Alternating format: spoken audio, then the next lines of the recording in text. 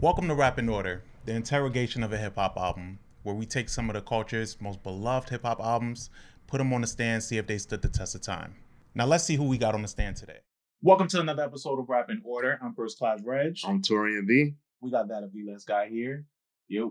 Doing his best Elon impersonation from the Joe Rogan podcast. The joint out of blunt. And how are you guys today? Yeah. That was a blunt? I thought it was a joint. That was a blunt. Oh, yeah. Because, well, admittedly, I didn't watch the episode. I saw just the memes. Yeah. Okay. How you guys doing today? I'm doing good.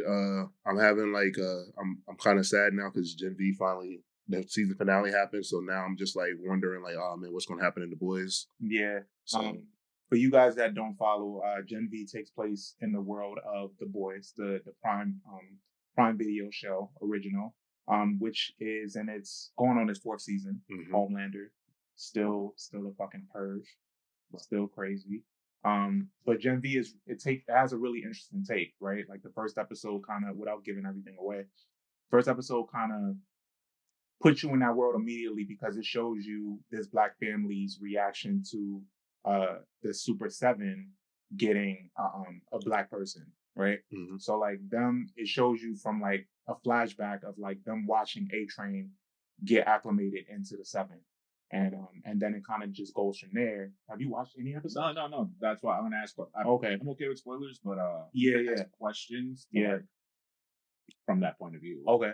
Well, you already answered one. Yeah. So it's cool because it shows you that, and then it just gives you present time of so you're watching already knowing that it takes place in that world. So it's kind of fly. And they had their season finale the other day. Oh yeah, Arnold Schwarzenegger's son is in it. He's one of the stars. Oh, that is him. Yeah, Patrick. Okay. One of the other stars, and I'm really mad because she was in a movie that came out during the pandemic. The lead girl. Oh, Marie. Yeah, Marie. She was in a Morris Chestnut movie. No, I'm sorry. The movie with Michael Ealy, where him and Luke Cage is in it. I know. It's one of those bad movies that came out during the pandemic. I watched it and thoroughly enjoyed it.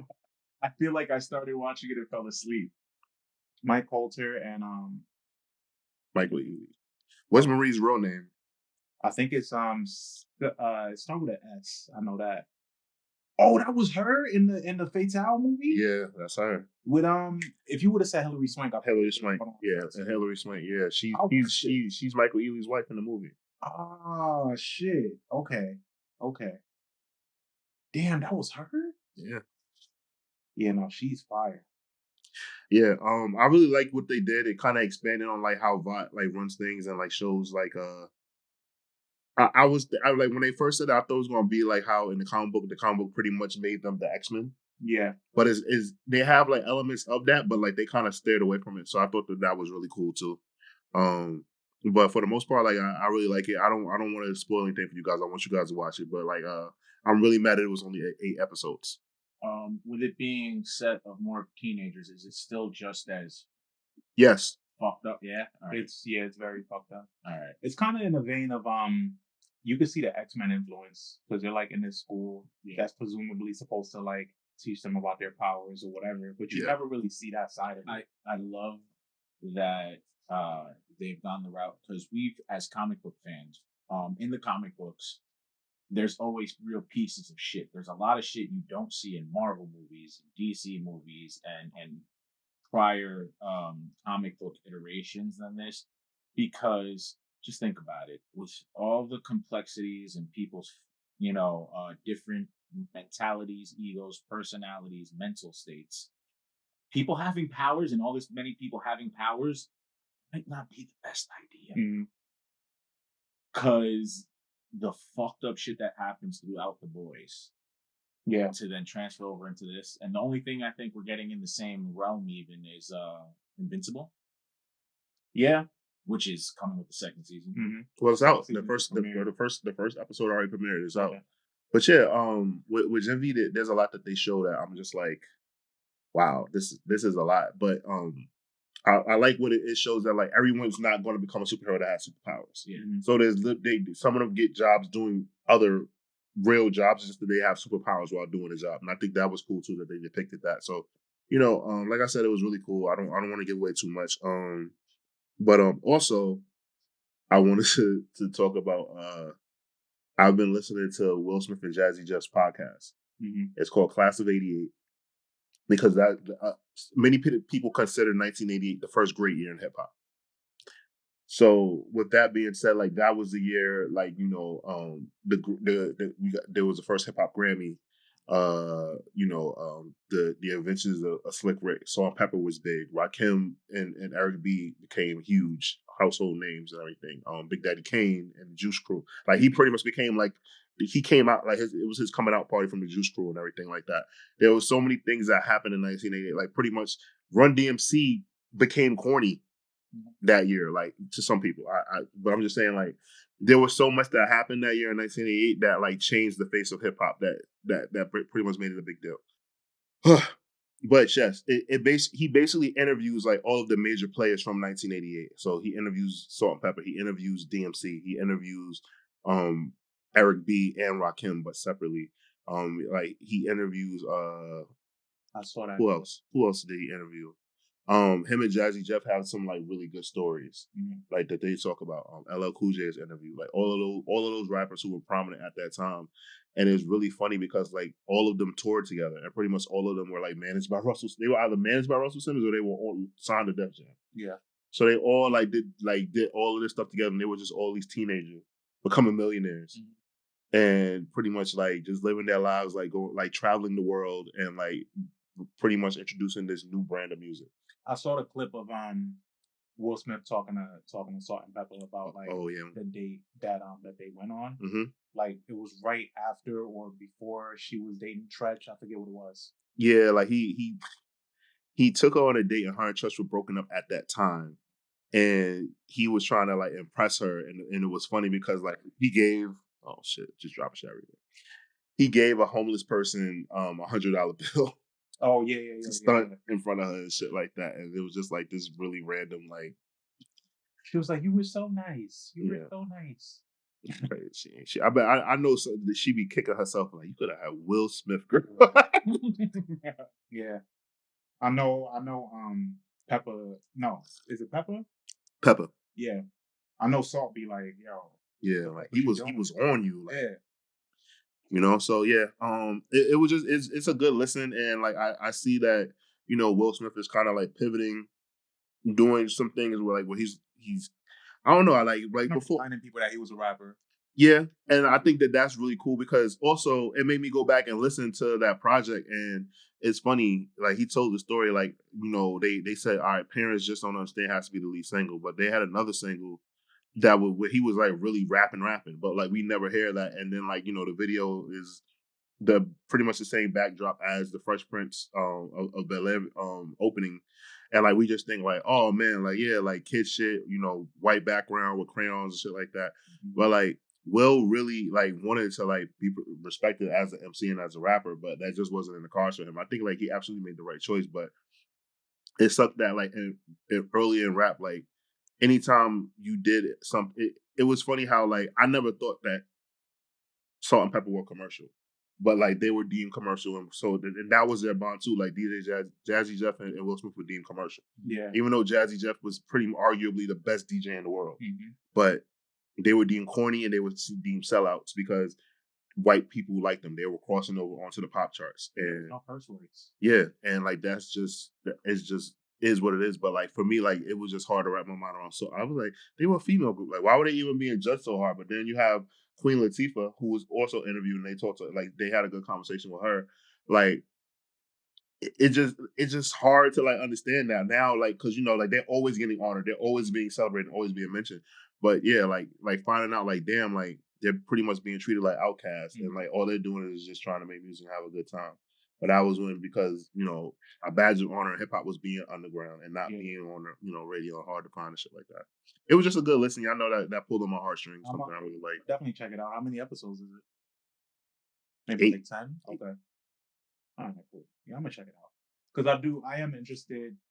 I do like to see Will kind of like getting back in that realm of like, He's despite all the bullshit going human. on in the press with him, hmm and his wife and everything like that, like him just reminding the masses like, yo, this is how it started. Like this Yeah. is where And being human, bro. Yeah. Like think about it. Like I think Will, like most of his interviews and stuff like that, when he would talk, like on this podcast, like he's cursing, like he's being completely just regular, like normal Will Smith, and is actually pretty gold. took him getting in his 50s to do that, which is crazy. But like now, seeing him be himself is nice. Yeah, That's I cool. think so. I think social media has changed things and like how like celebrities can be. I think there was a prototype at one point, and Will just like stayed in it. And I think now like things a little bit more like relaxed and like laid back. I think there's also the calmest rollout he's had for a project because I feel like normally he's usually All over the place. yeah. Well, nah, if you follow him on Instagram, he's pushing this like crazy. Oh yeah, but I guess in other times of him promoting things, it's more spoken about. I guess. Yeah. I like this. Okay. He don't. First time. No, I think I knew supposedly they had a podcast in the works, but yeah, it didn't. He has over like 10 million followers on Instagram. So in my opinion, I'm thinking he's like He got 60-something million. Oh, there you go. I'm sorry, 60 something. He kind of don't need to like even like he's like I got like you got 60 million followers. You don't need to talk to any other outlet. Like you are the outlet. So yeah. But let's get into this album. We picked this album especially for Danny. Yeah, we did. So this album that we're getting into today came out, funny enough, and I don't know why it paused or I didn't think about the fact that this came out in the like golden age of like rap, one of the best years for rap music. This also, it just doesn't get brought up when people talk about that year. You talk about Lauryn Hill, you talk about DMX dropping twice, you talk about all these, you talk about Jay-Z selling 5 mil. But in that realm or in that roster of albums that dropped that year is this one and I'm talking about Don Cartagena. Don Cartagena is Fat Joe's third studio album, came out September 1st, 1998. And this was a really big release for him. You had Big Pun all over this album.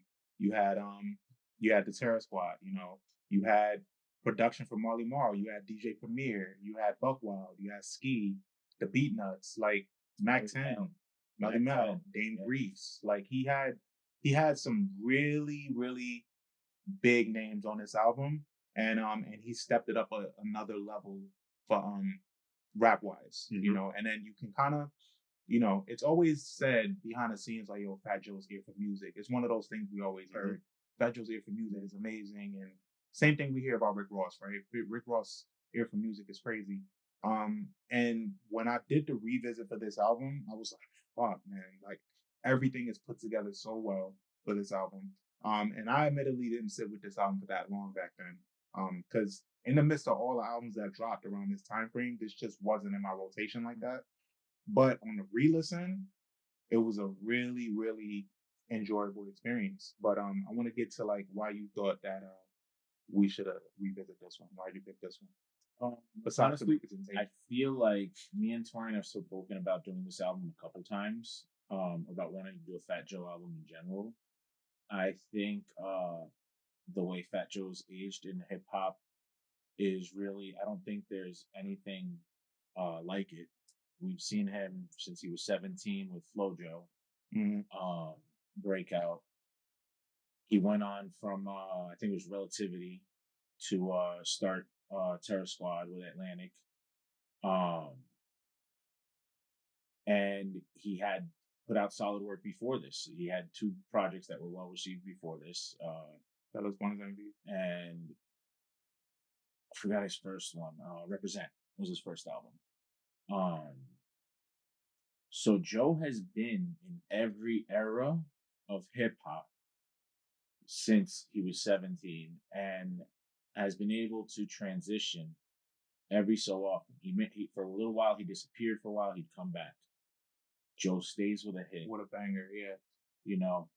he's hip hop to the essence through graffiti and everything, and he's just His super crew. violent. Part of digging in the crates. Yeah, digging in the crates. Um, he's a New York icon. I Hmm. think he transcends hip hop in New York. He does. I agree. And I think he's very slept on. And I think his way he's aged should be studied. And I think Joe's just that dude really in it, and it's really shown over time. Yeah. So I mentioned '98 and '98 being so big for hip hop. Were you in tune with this album back then, or did it take Absolutely. you a I'm from minute? El Barrio, from Spanish Harlem. So for me, like this album was played a lot when it came out, and I was already like a Big Joe fan because I mean Big Joe, a bit Fat Joe fan because like in at the Apollo, like he like broke a record for like winning on amateur night. Like so like that was like a big thing he was just talked about, and like he was actually um like a local hero. Like South Bronx is right there.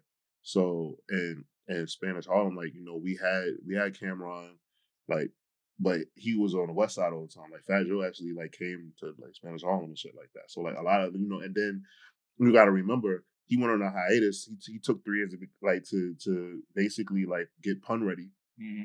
and like he like became like an executive. Like so he was being his doctor. He was the Dr. Dre to Big Pun Snoop Dogg, and excuse me, like he was really really like adamant about making sure Big Pun because he knew how good he was. Hmm. So then like when Pun put this project out, everybody was kind of like, oh shit, because everybody thought like Big Fat Joe kind of retired Hmm. essentially or whatever like that. So him putting this project out and this shit, like this song was just played on Hot 97 like nonstop. Like Angie Martinez used to make that like her like waiting music.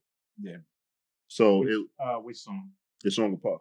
Oh, Adios. Yeah. Yeah. So it was just something that like she would just like, while she's like talking to chatting and whatever like that, like, talking to Cypher Sounds or somebody, or DJ Enough, like whoever, like or Patty Duke, whoever like was DJ or the engineer working with her that day. That's what she would do. And for me, like, it's funny, like, you would think like growing up like locally, like, you would have like black heroes, but like Fat Joe was our hero Hmm. because like, he was still like in the hood.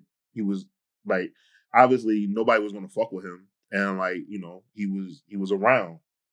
So he was like this larger than life figure. Like think about it. Like he like that legendary someone at the Rucker, like he was there every fucking game. That's why it was such a big deal with him and Jay-Z, and like he was talking his shit the way he was. Like Fat Joe was around, man. He was present. So for me, like this and the fact that like we all knew Big Pun was the fucking elite rapper, but the fact that Fat Joe could keep up with him Hmm. was also like impressive. And it's just like what they did. It was just like it brought like a sense of pride because Fat Joe is like the quintessential New Yorican.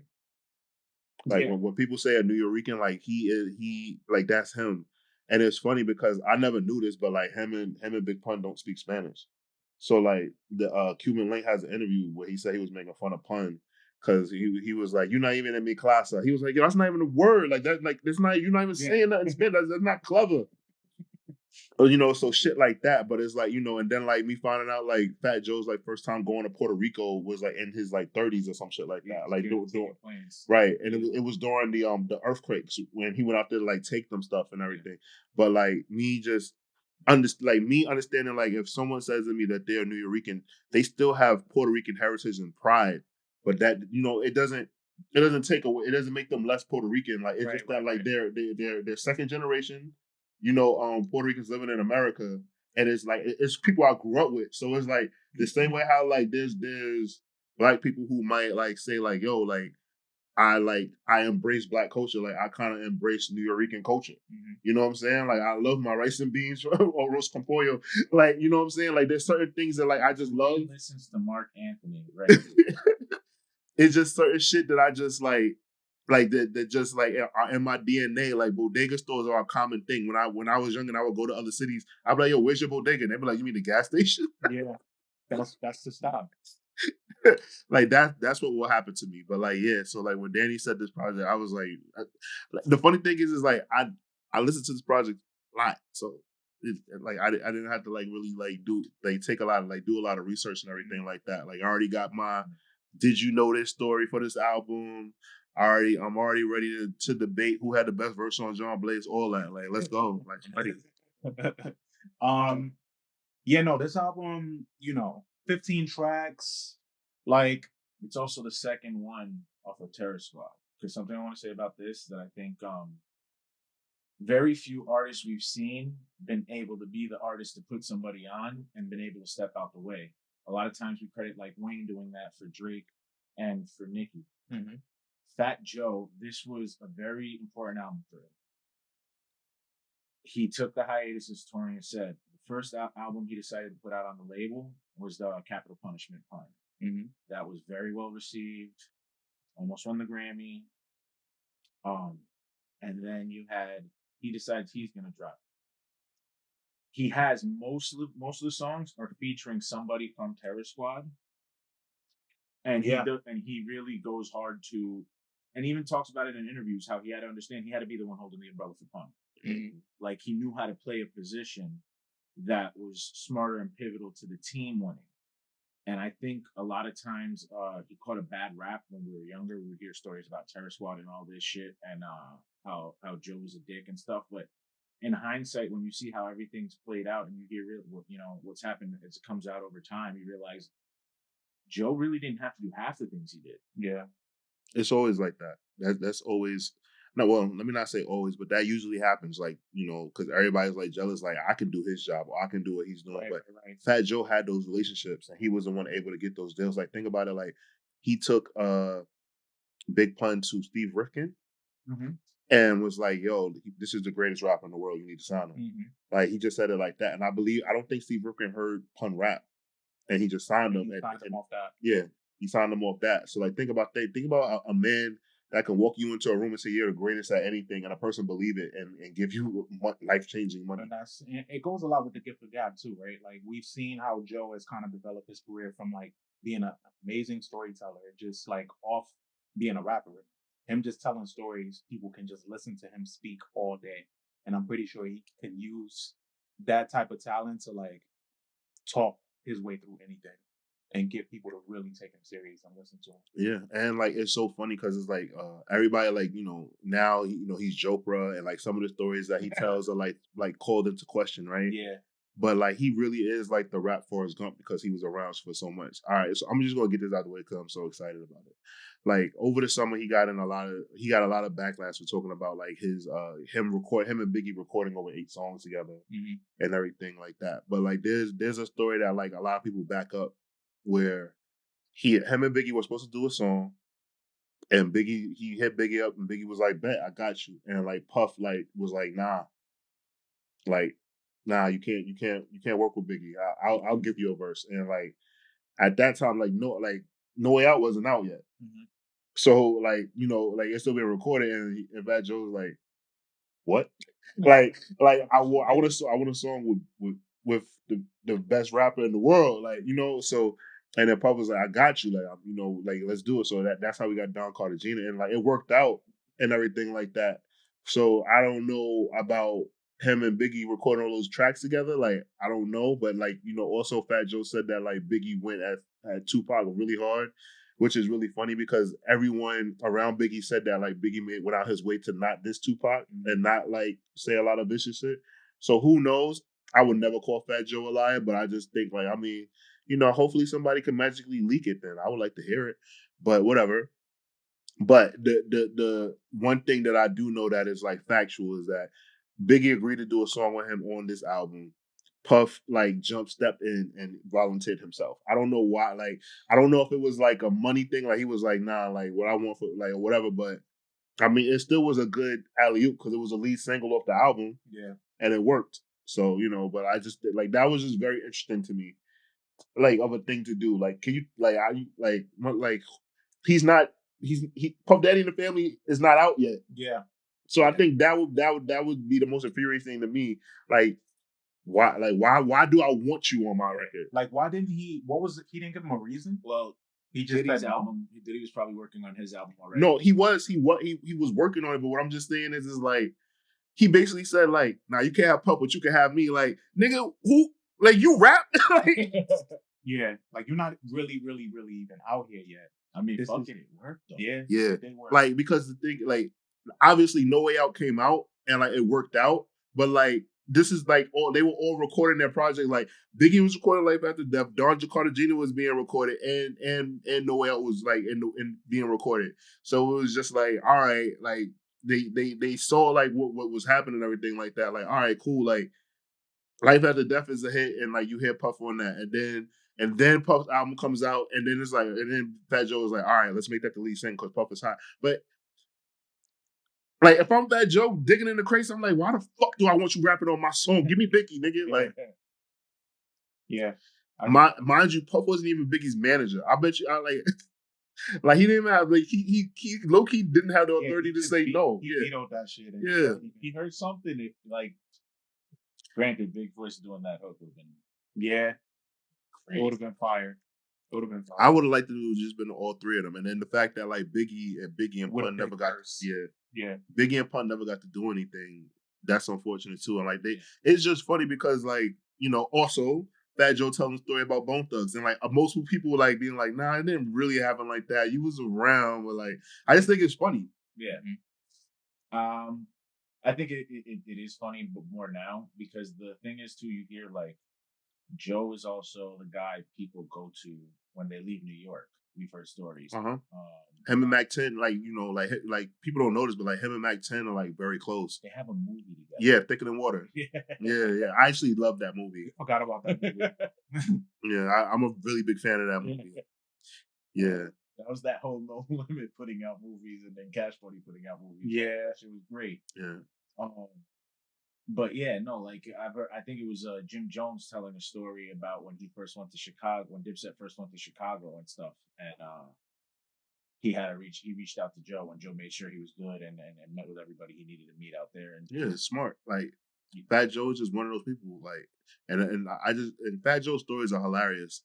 Like, there's a certain artist name that like we shouldn't talk about, but like he has like a hilarious story about when he went to Chicago to record a song with this particular disgraced R&B artist, and like he would come out and box people and like would play his own music to come out to box people, and he was knocking dudes out.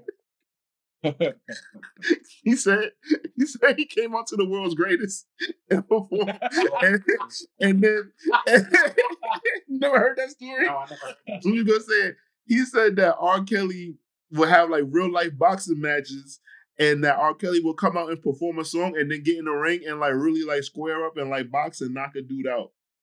This nigga, yo. I gotta find the clip to do that.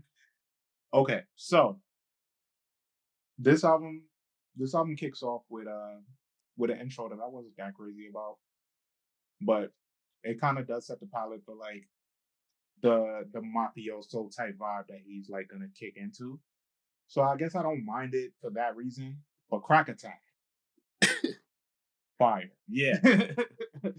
Off produced rip. by LES, yeah, fire, off rip.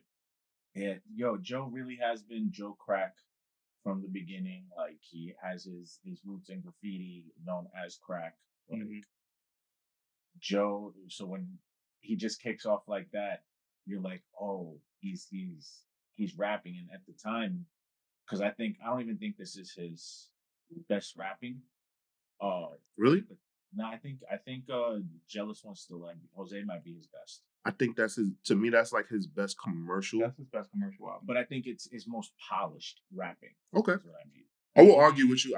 I think I'll be honest with you. I'm biased. Like Don Cartagena for me is just like, to me that's It's my favorite Joe album, but I think it's his polished like his best performance. No, I'm telling you, I'm ignorantly standing in the fact that I think that Don Cartagena is his best rapping, and I just felt like that time off and him coaching Pun and like having so much feedback to give to Pun, and then seeing how talented Pun was, I think, and then I'll be honest with you, that's my best version of Fat Joe. Okay. Because he was still scary. I agree. No. When he started when he started being a big friendly fella and started making songs, I was like, oh man, I don't think Fat Joe will kill me no more. I think but at the same time, All or Nothing was really good rapping too. That's the drink. That's the one that had Safe to Say on it with that Just Blaze produced. Once again back is you incredible. That Mhm. shit had some bro did on it, and that was the year of the Runners. That's the same album that has Make It Rain, doesn't it? No, that's the album. Make It Rain, I think, was Loyalty. Yo, all right. I think people don't realize Joe could have had a solid verses against somebody. Okay, he could have. All right, can we agree on this? This is his best album cover. Hands down. Thank you. Okay, just one. No, sorry. Me, Myself, and I was Make It Rain. Yeah, but yes, this is his best album cover. Yeah, it is. It was impressive, but I just think that like he is like he's just like he's like a magnet in hip hop, and like everybody like kind of like just fucks with. It's funny because it's like I feel like him and Nas are like one of those guys that like rappers like just want to be around them niggas and like make music with them, and I think that's why I think that's why him and 50 was able to piece it up too, just because Yeah. like Joe is like he's thorough and like he's about it, so it's just like I think 50 looked at him and was like, all right, you know what? And like, their relationship with Chris Lighty, I think like it just made it easier for him to like make amends with him. Because Yeah. 50 hold grudges to the death. Yeah, he does. No, I think seeing be able to piece it up. I think seeing him and Jay be able to piece it up has been. That was a bit, yeah. Fat Joe. I really, really like. I'll be honest with you. I gotta tell you something. So for my birthday a couple years ago, I was at Prime 112 and I saw Fat Joe and I was with Sarah. And like that was like, I'm used to seeing. I was scared. I didn't want to talk to him because I was just like, I feel like I'm gonna say something stupid. I didn't know what I was gonna do. And Sarah was like, babe, like, and I was like, nah. I was like, I see him. That's all I need. Like, I was like, if he hurts my feelings on my birthday, like I'm like, I don't know what I'm gonna do because we in Miami and I know he got his people out here, but I just did it. Like I'm telling you, like I don't like I can speak to like people that I really like look up to and like keep my composure. I probably would have been like, Fat Joe. I didn't do it. Good call. Good call. I now pay to see that though. Yeah, I just did it. I didn't have it in me to like maneuver that situation the right way. Like, yo, if oh man, I got to wait for you to lose a bet and figure out how to make that happen. All right. So besides Crack Attack, it goes into triplets, which amazing. Yeah. This is the first feature that we get from on this album. I don't think there's a single weak verse in this entire album. Maybe Agreed. I don't. You enjoy it. I like Charlie Baltimore on there. Yeah, but I agree. I don't think there's a weak verse on here. And I think all the production on here, the production on this shit, and Joe sounds there. Nothing is like nobody drops the ball on this album, in my opinion. Yeah, it's really, really good. Great effort. Yeah. Shit. Which one was it? Was it Bet Your Man Can't? Yes. Cuban Link on that. Ooh. Oh my god! Like he had two verses on there. They went crazy. That's why it's so heartbreaking about. I'll be honest with you.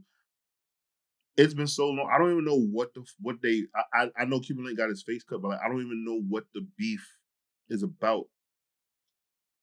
I don't think it's. I think that's more personal shit. That it's. There's always been the rumors of. Okay, now you just reminded me. Yeah, I'm good. We don't got to talk about it on here, but it's like it's just like heartbreaking. Yeah, because like like when with Terror, like Cuban Link, he was next up and like he could rap. Yeah, his album ended up getting leaked eventually. 24 Carats, I think is what it was called. And bro, that shit was fire. And he had a couple fire projects since. Didn't he have a track with 50 at one point? I'm not sure. I'll be honest with you.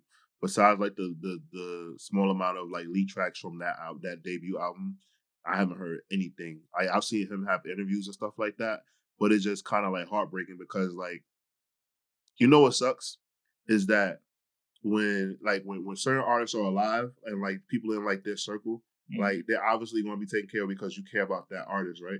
but like when that main person is gone, everybody expects to be treated like that person is still here. Right. And unfortunately, that's not the case. So Fat Joe was just like, none of y'all are stars. Remy, I can focus on her. The rest of y'all, I'll do what I can.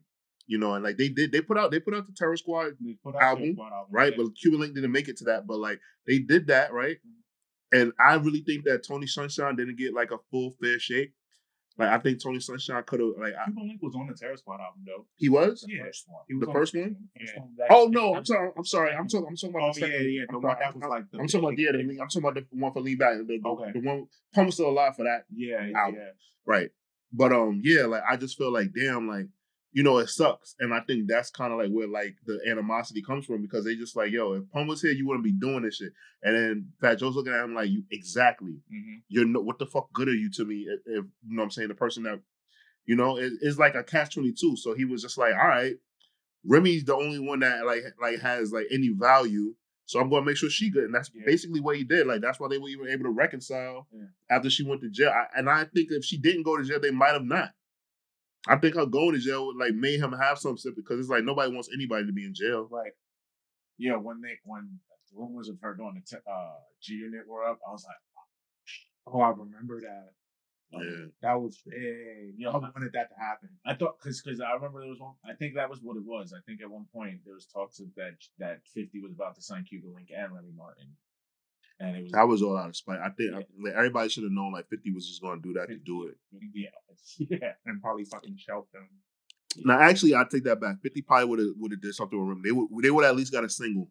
I think no. I don't think 50's taking anybody on that he's not gonna at least try and help. It doesn't make sense for him as a businessman. I get it. He doesn't do it anymore. Even him signing Mobb Deep, that Blood Money album was pretty good. Yeah, that's what I'm saying. Like, I think if 50 can get something out of you, he'll put it out. Yeah. But so is there anything on the project? Like, I think we all like are in agreement that we like love this project, right? Yeah. Like, is there anything on the project where you guys were like, pun? No, pun. My one song that I'm like probably My Prerogative for me. Same. Yeah, that's probably the only one. That actually is the only one. Yeah. Yeah, My Prerogative is the only one. That I just the chorus is just but everything else, like if you see my fucking notes on this album, it's just flame emoji. For almost all the songs, and then everything that I wrote, like I kind of put I put a lot of emphasis on the production and just Fat Joe's voice. Like he just sounds great on all of these songs. Yeah. It's the Bronx. Yeah. Like when I think of anything Bronx, that's the voice I think of. You wanna know what I love about Puerto Ricans? I love the fact I'm just being honest with you. New York Puerto Ricans. What I love about New York Puerto Ricans is that like they're Puerto Rican, right? But they kind of have like it's like a blend of Italian in their accent and the way that they pronounce things. And it's like only New York Puerto Ricans have that. If you meet a Puerto Rican from somewhere else, they don't have that shit. And it's really funny to me that it happens that way because like I thought it was only an uptown thing until I ventured out and met Puerto Ricans from Brooklyn, and their Italian accent is even harder. Sometimes you can mistake some of them for it. I just like it because like I love like mobster films and shit like that. Yeah, it's a very interesting thing. I don't think I've met Puerto Ricans from anywhere else but New York. Yeah, we only go New York, Philly, Miami. If you go to Florida, you'll find some. Yeah. But yeah, like they're along the East Coast and stuff like that. But yeah, like you gotta be careful for Miami. So I mean, yeah, of course. But it's just like a very very interesting like endearing thing or whatever like that. Like you know, like I date a Puerto Rican woman now. Like I love Puerto Ricans. Like I'm an honorary Puerto Rican. Like I get that. Like you know what I'm saying. So I just think that I think there's at the time. I think this is post. I think that's also the reason why this album did not necessarily get through everything going on. I think the mafioso aspect was being done by a bunch of other people because Jay a little bit big Jay-Z and Raekwon. Mm-hmm. So they like those three were already doing it. Nas with Esco, right? Yeah. And so, but the funny thing is like probably the most authentic to it was Fat Joe. I mean, yeah, you got like Joe is really the person that like people hold him to be in hip hop. Right? he's been stand up for every person. Right. He can walk in a certain room. It's just like he just carries like a certain amount of respect. And I just really think that this project, like, if somebody asks me, like, yo, I want to listen to Fat Joe, I'm going to tell them listen to Don Cartagena. Like, it tells you everything you need to know about Joe. It also gives you like a certain like feel for like what New York felt like. Like if somebody would have asked me like, yo, like there's certain like albums I'm going to say like Mobb Deep, Hell on Earth. Like there's certain albums that are like like that have become like bigger than New York, but then there are certain that like I can try to take you back to what it felt like for me getting out of my elementary school, PS 83, going to get a slice of pizza, going with my friends to like, you know what I'm saying, like go to the Chinese store and get a iced tea from the Chinese store, and like just being in the neighborhood and hearing cars riding down the street and like what the music sounded like in my atmosphere. Yeah. I mean, that's what it brings back. This is one of those albums that I remember my older brother, like he's 10 years older than me, so he's picking me up when I'm in like elementary school, and then I think it was 5th grade and shit, just blasting that shit, and all the other kids looking at me, and then my brother just pulls out, and like I just felt cool and everything with all this, and getting out and just getting picked up every day by my brother. Right. Yeah. It was really significant to me, and it's funny because like my stepdad, he listened to hip hop, but he was a jazz guy, so he was like very mature. Like there's certain albums that he listened to, and I realized why. So he loved It Was Written. He loved All Eyes on Me. He loved Don Cartagena. Like he had these like in his rotation and shit like that. And like all of them kind of have like a certain kind of like luxury feel to them. Reasonable Doubt was also like one of like so he kind of like like they were talking about shit that like he knew about. Like, you know, he had a Rolex, like, you know what I'm saying? Like he traveled to like all like these different places and everything like that. He wore the clothes that they was talking about, and like he was a street nigga that, you know, understood like the levels of like elevating out of the street, but like he could relate. So I'm like, damn, like he these projects like he loved, and like I like loved them as an adult. Now I'm like, damn, like it was just really significant. So it's like something that like I always remember. Like, and those like all his shit was just all jazz, but like those rap albums he had. Yeah. For me, like I didn't really start paying attention to Fat Joe till like the early 2000s as a rapper. That makes sense. Then sense. I went back, but like in this time frame, '98 was all about Big Pun. Like, yeah, you're right. Punishment for me. But I always knew Fat Joe. Like he was like one of those figures that crossed over and was just like larger than life, and he was affiliated with Joe. But then obviously, like as years went on, I knew about the inner workings of how we even got, you know, Big Pun and Joe's relation to that. But yeah, for me, it wasn't like it wasn't attached to like the essential rap albums that I had to listen to. At least starting out. And I don't think that he is. I think that he's looked at as like an elder statesman in hip hop, or like a well respected figure. But I think that for like, all right, like you split time between here and Detroit, like but it makes sense. Like me knowing you so well, right? Like you're like your own relationship with hip hop started with 97, 90. Yeah, like I would say early 90s. Like I always say MC Hammer and people laugh, but like MC Hammer, and then I went to Cameroon, came back, so like 96, I would say. Okay, like 96. So you think about it, in 96, like he was like, you know, so like Fat Joe was like quiet, like because he was pushing Pun. So it makes sense that like in the 2000s is when you became like fully familiar and everything like that, because it's just like you just like if you're like back and forth, you're like, all right, like who's on TV, so who's on the countdown and stuff like that. And it was like you knew like, oh, he be with Big Pun, like he's Big Pun, you know. So it's just one of those things like that. To me like that makes sense. Like that doesn't sound far fetched. Now back then was the Def Jam album that dropped, so you get to see the calendar in the thing, and then you saw Capital Punishment was coming out, so it was like, all right, who's Big Pun? And then my brother would put me on. Yeah, you know. I get it. Yeah, like it was just like an exciting thing, whatever, like that. Like it like to me it was exciting, like seeing Big Pun like perform at a WWE event. That shit was fucking amazing. Oh yeah. Yo, man, like he was great, bro. Like, you know, there's a story about Pun that he told that I think is the craziest thing ever. So apparently, Dr. Dre and Snoop Dogg will perform at Deep Cover, and Fat Joe was in LA and Big Pun was in Vegas. And Fat Joe was like, "Yo, get over here! Like they're gonna wait for you to perform." And they said that like Big Pun just couldn't get from the crap tables.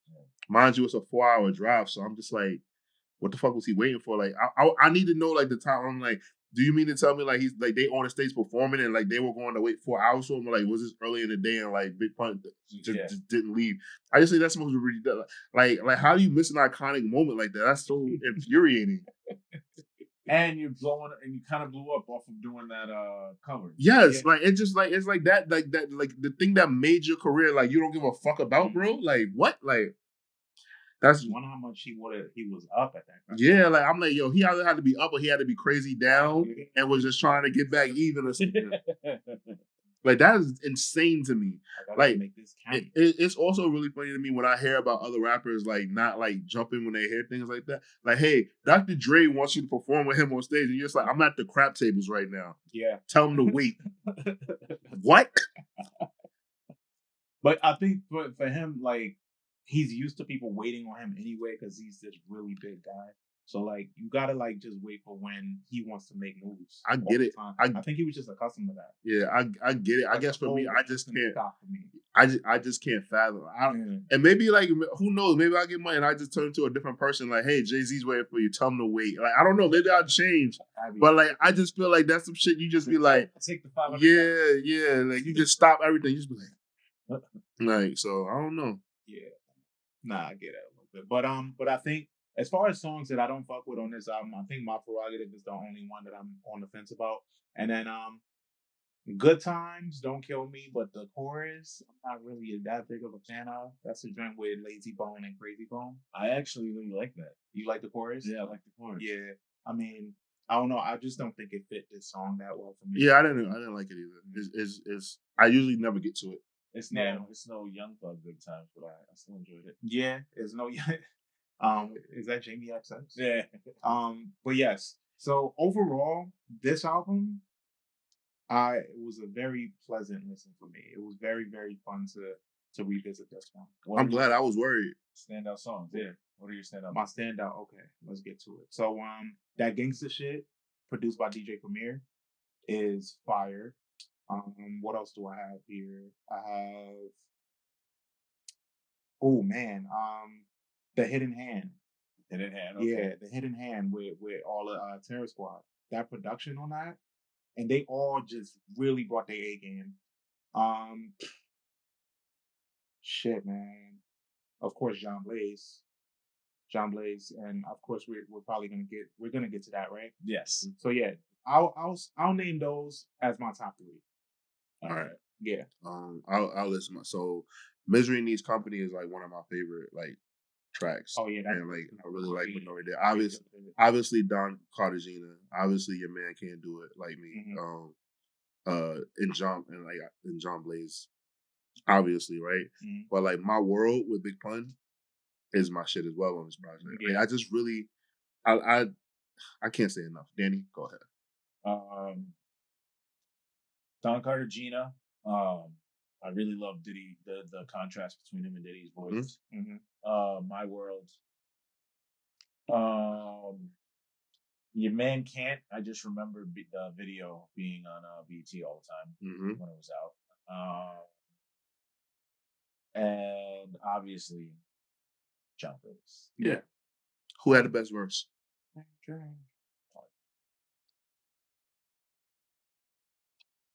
What for you? For me, Raekwon had the best verse on this. Same, I agree. No, that's Jay. Because Ray is just like a fucking. You're already in a cloud from hearing the other 3, and then Nas comes in so fucking smooth. That's who it is. It's between them two for me. Like I was kind of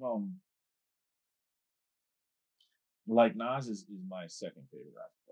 Yeah, I would. So it's hard for me to be like, damn, I'm down. It's just one of those things. I knew that was your second favorite rapper. Yeah, I would never guess that. Yeah. But for me, like the big deal is that like for posse cuts, like John Blaze like has to be like always like mentioned in that conversation of posse cuts, and I'm just like, damn, like this is up there with like Fantastic Four, Liquid Swords, like the fucking Symphony by the Juice Crew. Like, you know what I'm saying? Like, this is like John Blaze is like a posse cut that like holds weight, like 24 Hours to Live. Like, you know what I'm saying? Like, so I'm just like, damn, like these are all rappers are all at their like, you know, like really like steel is sharpening steel right here. Yeah. And like they got in the studio and like did this shit. Like I love how Big Ghostface tells the story about this. This song being recorded. I gotta find that blog. Like I read it one time. That shit. I miss that shit sometimes. He does production now, doesn't he? Yo, and it's immaculate. Yeah. Immaculate production. I've heard his projects with Conway. Yeah. Yeah, that was what. Big Ghostface. Yeah. Yes, I sir. still don't know what the fuck he looks like. Yeah, we don't. I like that. Yeah. Remember we thought he was Donald Glover for? Yeah. Forgot who was convincing me that. It's probably Felix. Sound like the shit he was saying. But yes, let's get to these ratings. I can go first. Off Yeah. rip. I'm gonna give it the same amount that the source gave it. I remember when I read it. I'm gonna give it 4 waffles out of 5. That's that. And the source gave it 4 mics. I think that this project was solid, and then to be so good and to come out of the year that all those albums that came out in '98. So I was just like, you can't knock that. And he held his own, and he was able to show that like, yes, Pun is one of the greatest rappers ever, but like I can hold my own too. And I think that was impressive. I think his ability to not ability to, I should say, the way he pushed his crew on this and made sure they were all getting some sort of shine for fight. Armageddon had his own song. Like, it's just very telling to see why he's here now and understood how to play the game in the long run. Yeah. And Joe, this is definitely a 4 out of 5. I'd agree, actually. 4 all across the board. I think this album, like I said earlier, it really reminded me about Fat Joe's ear for music. It's not that like I slept on it in any way, but it was like a fresh reminder. Like it was like, because I haven't heard Joe tapped in and do. Well, no, I take that back. He released a mixtape, I want to say like last year, that was really, really, really fucking good. And all of it got taken off of like Apple Music because it was like very sample heavy. He made like he made a mixtape. Yeah, he made a mixtape. Traditional. And he put it on there, and he used a lot of samples that just weren't cleared, and he wasn't supposed to do that, so they just took the whole shit down. But it was really fucking impressive. And every now and then, and I like that from Joe, like he gets in these pockets where he really just reminds people that of the cloth he came from. Like he can really still rap. He's not in this type of bag no more. Not from '98. You can imagine he's not really in that era anymore. But this album was a fresh reminder for me about like why he is where he is and like where he came from, and all the production, the features, all the layers that they help add to this album. Like not a verse was missed. Everybody clocked in. Yeah, and this is around the time I think when they this album was also a big chip on Terror Squad's shoulder after losing the Grammy. And like, nah, we're gonna get the respect. And I think with this one, they really like, man, we're going harder with this. Yeah, they took it there. They took it there for real. So like, I would say, for you guys, for the watchers that might not even be familiar with Fat Joe's work, because we do have a lot of younger listeners too. I would highly recommend starting off like what Taurian said, like if you're looking for an introduction to Fat Joe as a rapper, this is the one. It works. Yeah, this one is the one that'll show you why he is where he is. And I'll leave it at that. I'm First Class Regg. I'm Taurian B. We out of here, guys. Catch you next time.